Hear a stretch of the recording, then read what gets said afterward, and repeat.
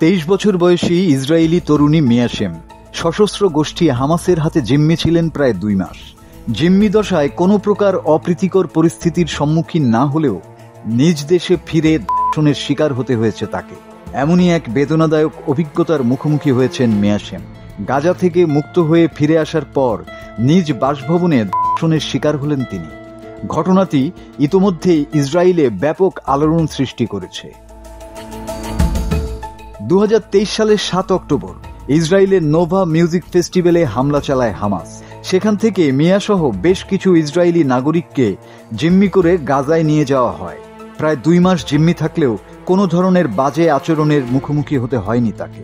এর 54 দিন পর 100 ইসরায়েলি বন্দীর সঙ্গে মুক্তি পান মিয়া। ফিরে আসেন ইসরায়েলে।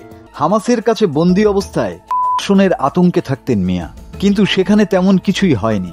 সেখান থেকে নিরাপদে ফিরে আসার পর নিজ দেশেই যৌন নিপীড়নের শিকার হতে হবে তা কল্পনাতেও ভাবেননি তিনি। নিজ দেশ তেল আবিবের নিজ বাসভবনে এক ফিটনেস ট্রেইনার তাকে ধর্ষণ করেন, জানিয়েছিলেন নিজেই। মুক্তির পর দেশে ফিরে নিজ বাসভবনে এমন ঘটনা মেনে নিতে পারছেন না তিনি। সম্প্রতি ইসরায়েলের টেলিভিশন চ্যানেল 12-এ দেয়া এক সাক্ষাৎকারে মিয়া বলেন, সারা জীবন এটাই আমার সবচেয়ে বড় ভয় ছিল। জিম্মি হওয়ার আগে, জিম্মি থাকার সময় এবং জিম্মি দশা থেকে মুক্তি পাওয়ার পর যেখানে আমার সবচেয়ে নিরাপদ থাকার কথা সেখানেই আমার সঙ্গে এটি ঘটছে।